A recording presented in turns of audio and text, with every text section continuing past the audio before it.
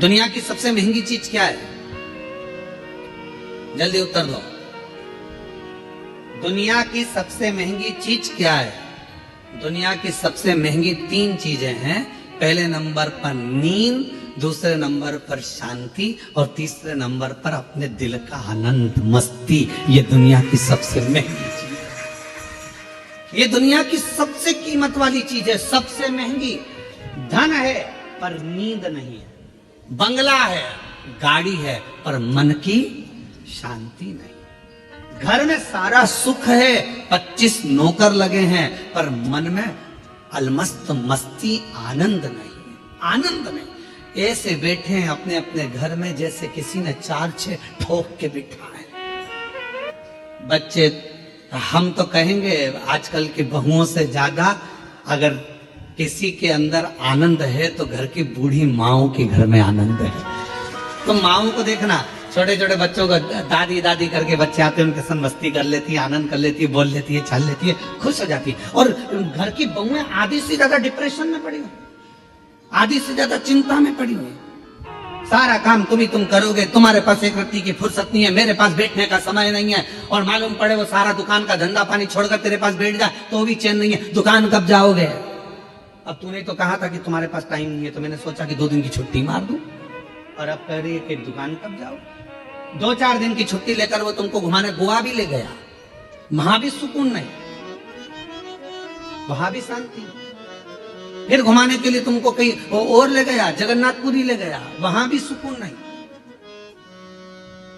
उसने बस इतना कहा, जल्दी नहा ले, जल्दी स्नान कर ले, जल्दी से दर्शन कर लेंगे, सब काम जल्दी करना था, तो मुझे लेके क्यों आए? वहां भी तबेले जैसा मुंह हो गया। कहां सुकून, कहां शांति, कहां प्रेम? लक्ष्मी जी से मां ख्याति देवी ने पूछा कि तेरे को सबसे ज्यादा सुकून, सबसे ज्यादा आनंद, सबसे ज्यादा अच्छा कहां लगता है?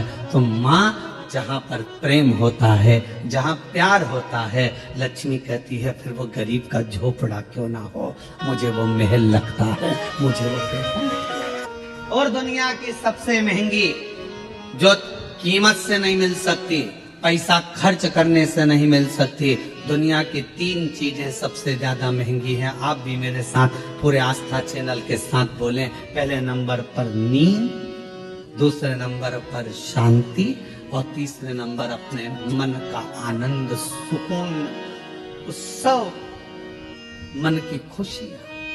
आप में से कई माताएं जितनी कथा श्रवण कर रही हैं, जितने पुरुष कथा श्रवण कर रहे हैं, मेरी जीजियां जितनी सुन रही, मेरे जीजा जितने सुन रहे हैं, बेटियां जितनी सुन रही, जितने बेटे सुन रहे हैं, तुम्हारी अलमारी कपड़ों से भरी पड़ी हुई है।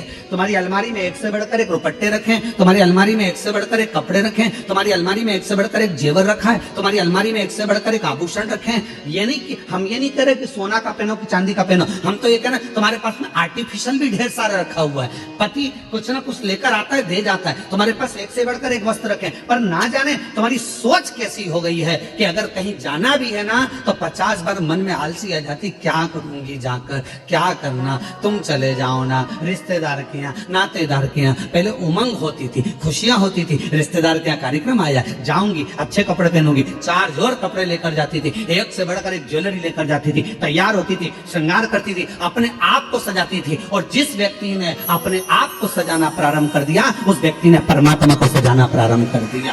आज आप अपने आप को संभाल नहीं पा रहे हो, आप अपने आप को सजा नहीं पा रहे हो, आप अपने आप का श्रृंगार नहीं कर पा रहे हो। पुरुष हैं, बस सवेरे जाना है, पैंट शर्ट पहनना है, जूते मोजे पहनना है और निकल के चले जाना।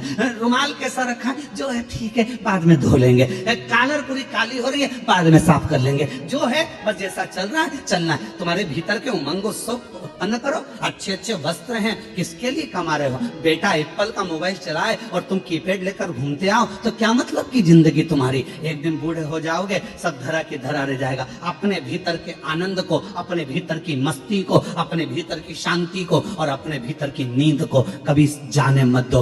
अपने आप को ऐसा समझो कि अभी तो मैं मात्र 25 वर्ष का हूं और मेरी नूतन जिंदगी चल रही है, मेरी नूतन जिंदगी चल रही है। हम कैसे जी रहे हैं? कैसे?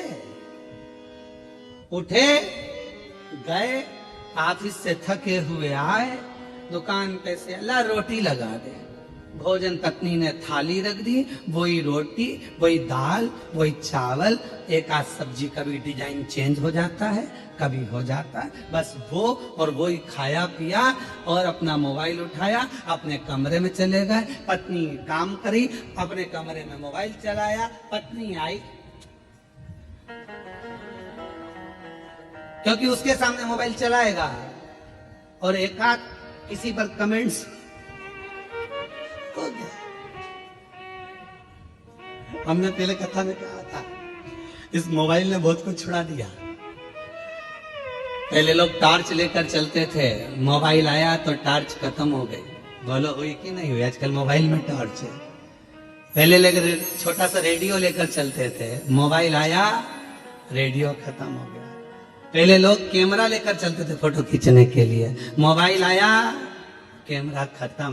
पहले लोग पंचांग लेकर चलते थे मुहूर्त देखने के लिए, मोबाइल आया, पंचांग खत्म। मोबाइल आया, टॉर्च खत्म। मोबाइल आया, रेडियो खत्म। मोबाइल आया, सीडी खत्म। मोबाइल आया, टॉकीज खत्म। और मोबाइल तुम्हारी पत्नी के हाथ में आया तो तुम खत्म। भगवान शंकर की पवित्र कथा करें। घर के प्रेम को मेरे भगवान शिव का परिवार कर रहा है कि कैसे भी रहो, कहीं पर भी रहो, पर आपस का प्यार प्रेम खत्म मत। बचपन में मिला हुआ फ्री का प्रेम प्यार, जवानी में खरीदा हुआ, मेहनत कर कर कमाया हुआ प्रेम, और बुढ़ापे का मांग कर लिया गया प्रेम, ये तीनों अलग है। पर शिव कथा कर रही है, भगवान शंकर का चरित्र कर रहा है, शिव महापुराण की कथा कर रही है। भीतर की शांति, नींद और अपने अंदर का उत्सव, आनंद, उमंग, उत्साह, ये कभी कहीं प्राप्त नहीं होगा। ये अपने अंदर से आपको लाना पड़ेगा, लाना। कई मेरी जीजियों को बड़ा प्रेम रहता है, स्नेह रहता है, शौक रहता है तैयार होने का भी, श्रृंगार करने का भी। कई बच्चों को, लड़के उनको, कई बेटों को, कई मेरे जीजा उनको बड़ा रहता है कि अच्छे वस्त्र पहनना, अच्छे से रहना। ये आप यदि अपना श्रृंगार करना सीख गए हो तो तुम परमात्मा का भी श्रृंगार करना सीख। आज हम अपना भी श्रृंगार नहीं कर पाए, उत्साह ही नहीं है, भीतर उमंग ही नहीं है, सब समाप्त हो गए। कितना सुंदर कहा है। एक व्यक्ति ने पूछा कि क्यों गुरुजी, क्या भगवान के मंदिर जाना है तो कोई वस्त्र बदल कर जाना पड़ता है?